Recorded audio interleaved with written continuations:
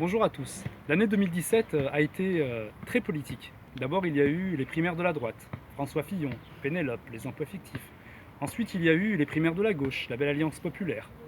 Puis il y a eu l'élection présidentielle, avec un Front National au deuxième tour, l'élection d'Emmanuel Macron.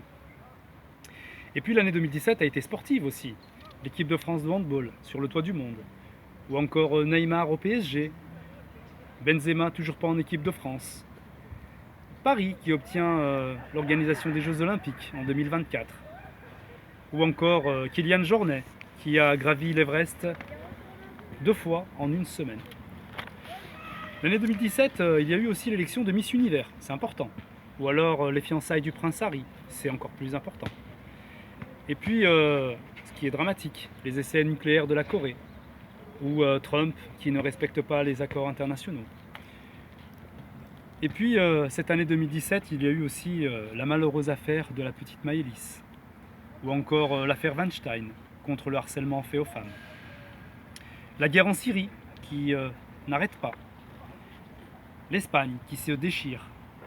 Les attentats terroristes qui n'en finissent plus.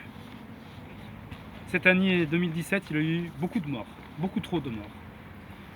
Mais il y a des morts dont on parle peu. Ceux qui meurent de froid, ceux qui sont près de chez nous, à côté de nous. On pourrait empêcher ça. À Vénissieux, par exemple, nous avons 17 gymnases. 17 gymnases qui sont fermés toute la nuit. Et dans un de ces gymnases, on pourrait y accueillir les plus fragiles d'entre nous, ceux qui n'ont pas de toit, ceux qui ne savent pas où aller. Ça ne coûterait rien à la collectivité, c'est une mesure qui est concrète, qu'on peut remettre en place immédiatement. Voilà mes chers amis, mes chers Vénitiens, je vous souhaite une très belle année 2018, à vous et à vos proches.